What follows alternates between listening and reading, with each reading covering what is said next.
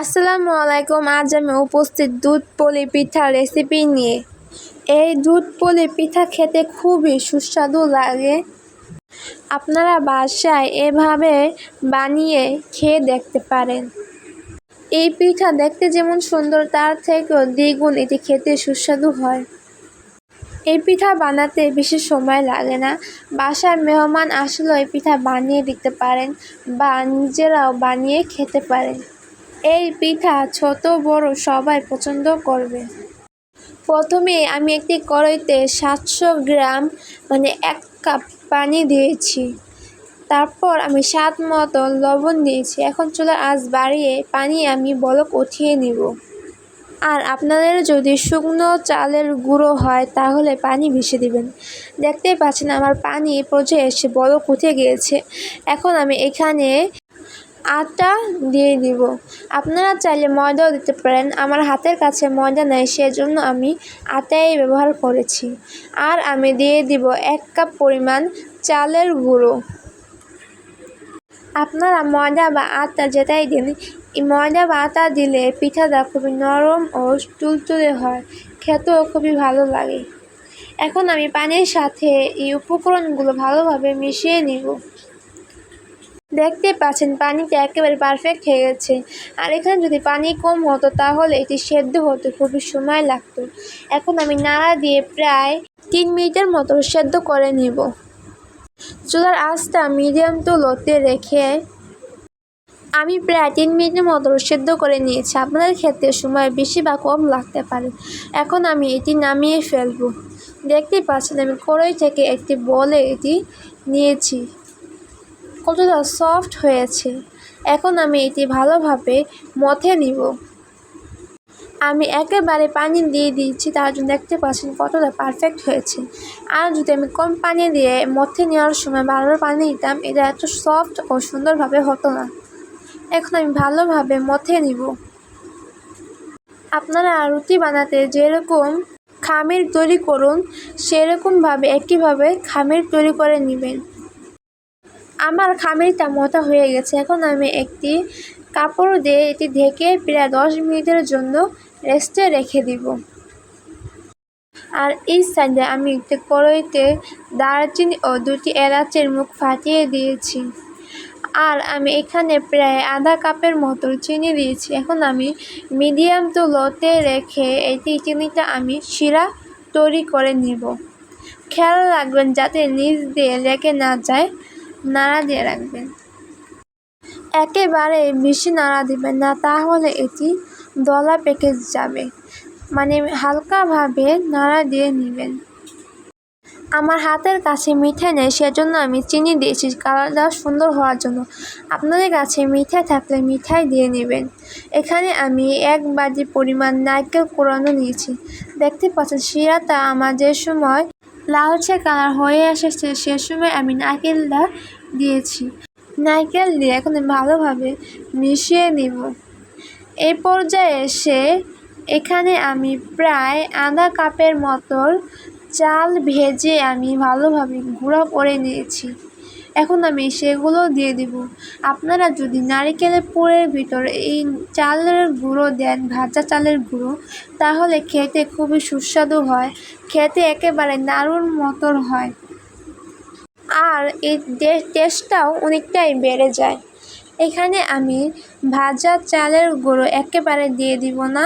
আমি এখানে প্রায় 2 বার দিয়েছি, অল্প অল্প করে 2 বার দিয়েছি। এখন আমি ভালোভাবে এটি মিশিয়ে নেব। এভাবে আমি প্রায় 2 মিনিটের মতো রান্না করে নিব। এখানে প্রায় 2 মিনিট পর রান্না করা হয়ে গেছে। দেখতে পাচ্ছেন কতটা আঠালো ও সুন্দর হয়েছে। এখন আমি এটি একটি বাটিতে ঢেলে নিব। দেখতে পাচ্ছেন আমি একটি পাত্রে ঢেলে নিয়েছি। এখন আমি এটি এক পাশে রেখে দিব। আর এই সাইডে মথে নেওয়া যে ডোটা আমি রেখেছি, সেটি আমি দেখতে পাচ্ছেন আরও কতটা সফট হয়ে গেছে। এখন আমি প্রায় 1 মিনিটের মতো আরও ভালোভাবে মথে নিব। আমার মথে নেওয়া হয়ে গেছে। আমি ডো থেকে একটু লেচু কেটে নিব। এখন আমি দেখতে পাচ্ছেন 2 হাতের তালুর সাহায্যে আমি এটি গোল করে নিব। আমি যেভাবে করছি আপনারা ঠিক একইভাবে করবেন, তাহলে পিঠাটা একেবারে পারফেক্টভাবে হবে। এখন আমি 2 হাতে একটু আটা লাগিয়ে নিচ্ছি যাতে হাতে লেগে না যায়। এখন আমি 2 হাত দিয়ে চেপে চেপে আমি চিপটা করে নিচ্ছি। এখন আমি এটির মাঝখানে যে নারিকেলের পুর আমি বানিয়েছি সেখান থেকে আমি নারিকেল পুর দিয়ে দিব। এখন আমি 2 হাতের সাহায্যে এটি গোল করে নিব। এটি বানানো খুবই সহজ, একবার মনোযোগ দিয়ে দেখলে আপনারাও খুব সহজে বানিয়ে নিতে পারবেন। এখন আমি আবারও 2 হাতের তালুর সাহায্যে এটি লম্বা করে নিচ্ছি। একবার মনোযোগ দিয়ে এটি দেখে নিলে আপনারাও এটি বাসায় বানিয়ে নিতে পারেন। দেখতে পাচ্ছেন আমার এই পিঠাটা তৈরি করা হয়ে গিয়েছে, কতটা সুন্দর হয়েছে। এটি বানানো খুবই সহজ। আমি আপনাদের বোঝার সাথে আবারও একবার এই পিঠা বানিয়ে দেখাচ্ছি। একইভাবে আমি একটি লেচি কেটে নিয়েছি। এখন 2 হাতের সাহায্যে এটি গোল করে নিব। আমি যেভাবে করছি আপনারা ঠিক একইভাবে করবেন, তাহলে পিঠাটা খুবই ভালো হবে। এখন আমি আবারও ভালোভাবে এটি গোল করে নিচ্ছি। এখন আমি এটির মাঝখানে আবারও ঠিক একইভাবে নারিকেলের পুর দিয়ে দিব। নারিকেলের পুর দিয়ে আমি আবারও এটি গোল করে নিব। আপনারা খেয়াল রাখবেন যাতে এই পিঠাটা ফেটে না যায়। এখন আমি গোল করে নিয়ে 2 হাতের তালুর সাহায্যে আবারও ভালোভাবে পিঠাটা বানিয়ে নিব। এই পিঠা বানানো খুবই সহজ, একবার মনোযোগ দিয়ে দেখলে আপনারা বুঝতে পারবেন। দেখতে পাচ্ছেন আমি যেভাবে বানাচ্ছি ঠিক একইভাবে বানাবেন। পিঠাটা তৈরি করা প্রায় হয়ে গিয়েছে। দেখতে পাচ্ছেন পিঠা একবারে সুন্দরভাবে হয়ে গেছে। আমি একইভাবে সব পিঠা বানিয়ে নিব। এই তো দেখতে পাচ্ছেন আমার একইভাবে সব পিঠাগুলো বানানো হয়ে গেছে। পিঠাগুলো কতটা সুন্দর হয়েছে দেখতেই পাচ্ছেন। এখন আমি চুলায় একটি কড়াইতে এখানে প্রায় আমি 1.5 লিটার লিকুইড গুঁড়ো দুধ নিয়েছি। এখন আমি এটি চুলায় বসিয়ে দিয়ে চুলার আঁচটা একেবারে বাড়িয়ে দিয়ে আমি এটি বলক উঠিয়ে নিব। আপনারা বলক ওঠানোর সময় অনবরত নাড়তে হবে, কারণ নিচে যাতে লেগে না যায়। আর এটি প্রায় আমি অনেকটাই ঘন বানিয়ে নিব। এখানে যতটুকু আছে তার থেকে প্রায় 250 কি 200 গ্রাম আমি টানিয়ে নিব। এখন আমি এখানে স্বাদ মতন লবণ দিয়ে দিব। এখন আমি এটি বলক উঠিয়ে নিব। এখানে আমি বলক উঠানোর আগে প্রায় আধা কাপের কম চিনি দিয়ে দিব। চিনিটা আপনাদের যেমন খেতে পছন্দ সেমন চিনি দিয়ে দিবেন। এখন আমি চিনি দিয়ে ভালোভাবে নাড়বো যাতে এটি নিচ দিয়ে লেগে না যায়। ভালোভাবে অনবরত নাড়তে হবে। এ পর্যায়ে এসে এখানে প্রায় আমি 5 চামচ গুঁড়া দুধ একটি বাটিতে গুলিয়ে রেখেছি। এখন সেই দুধটা আমি এখানে দিয়ে দিব। গুঁড়া দুধ দিলে একটি জমাট বাঁধতে সাহায্য করে। আর এখানে আমি 2টি এলাচের মুখ ফাটিয়ে দিয়ে দিব আর 2টি দারচিনি দিয়ে দিব, তাহলে এর ঘ্রাণটা খুবই সুন্দর হয়। এখন আমি একটি বলক উঠিয়ে নিব। আর এই পর্যায়ে এসে আমার দুধটি ভালোভাবে বলক উঠে গিয়েছে আর এটি প্রায় অনেকটাই ঘন হয়ে গিয়েছে। এ পর্যায়ে এসে আমি যে পিঠাগুলো বানিয়ে রেখেছি সেই পিঠাগুলো দিয়ে দেব।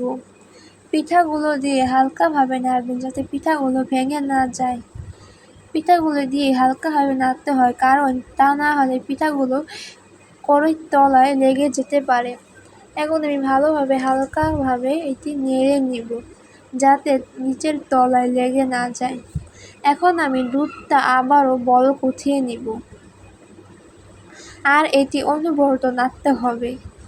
এখন পিঠাটা দুধের নিচে আছে। যদি পিঠাটা সেদ্ধ হয়ে যায় তাহলে দেখতে পারবেন যে পিঠাটা একেবারে ভেসে উঠবে, রসমালাইর মতো এটি ভেসে উঠবে। দেখতে পাচ্ছেন আমার দুধটা প্রায় বলক উঠে এসেছে। এখন আমি চুলার আঁচটা মিডিয়াম টু লোতে রেখে প্রায় 6-7 মিনিট এটি সেদ্ধ করে নিব। দেখতে পাচ্ছেন দুধটা কতটা ঘন হয়ে গিয়েছে। আর আমার ৬-৭ মিনিট সেদ্ধ করা হয়ে গেছে। দেখতে পাচ্ছেন পিঠাগুলো রসমালাইয়ের মতো একবারে ভেসে উঠতেছে আর দেখতে যতটা লোভনীয় হয়েছে দেখতে পাচ্ছেন। আমি এখন এটি নামিয়ে ফেলবো আর দুধটা অনেকটাই ঘন হয়ে গিয়েছে। আর দেখতে পাচ্ছেন পিঠাটা আমি নামিয়ে নিয়েছি, দেখতে কতটা লোভনীয় হয়েছে। এখানে আমি বাদাম আর কিশমিশ উপর দিয়ে দিয়েছি দেখার সৌন্দর্যের জন্য। এটি দেখতে একেবারে রসমালাইয়ের মতো হয়েছে। বাসায় মেহমান আসলে একবার এভাবে বানিয়ে দিতে পারেন বা নিজেরাও বানিয়ে খেতে পারেন। এটি খেতে খুবই সুস্বাদু হয়েছে। আপনাদেরকে আমি পিঠা কেটে দেখাচ্ছি, দেখতে পাচ্ছেন চামচ দিয়ে ধরার সাথে সাথে এটি কেটে যাচ্ছে, কতটা নরম ও তুলতুলে হয়েছে। আপনাদের একটি আমি সামনে নিয়ে দেখিয়ে দিচ্ছি। ভিতরে দিয়ে নারকেল ফুল আর উপর দিয়ে দুধ। খেতে এটি খুবই লোভনীয় হয়েছে, যা দেখতে যতটা লোভনীয় তার থেকে দ্বিগুণ এটি খেতে সুস্বাদু হয়েছে। বাসায় একবার এইভাবে বানিয়ে দেখতে পারেন। আর এটি শীতের সময় খেতে খুবই সুস্বাদু হয়। আর এটি যদি আর এই পিঠাটা যদি আপনি ফ্রিজে রেখে একদিন পর খান, এটি খেতে খুবই সুস্বাদু হয়, আরও খেতে একেবারে মিষ্টির মতো হয়। আপনাদেরকে আমি আরও একটি ভেঙে দেখাচ্ছি, এটা কতটা সুন্দর হয়েছে। বাসায় এইভাবে একবার বানিয়ে দেখতে পারেন। তাহলে আজ এ পর্যন্তই। ভালো থাকবেন ও সুস্থ থাকবেন। আর ভিডিওটি ভালো লাগলে সাবস্ক্রাইব অ্যান্ড লাইক করতে ভুলবেন না। আর আজকের রেসিপিটা কেমন হয়েছে এটি কমেন্ট করতে ভুলবেন না। কমেন্ট করে বলে যাবেন যে আজকের ভিডিওটা কেমন হয়েছে। সাবস্ক্রাইব করে আমাদের পাশেই থাকবেন, লাইকও করে যাবেন।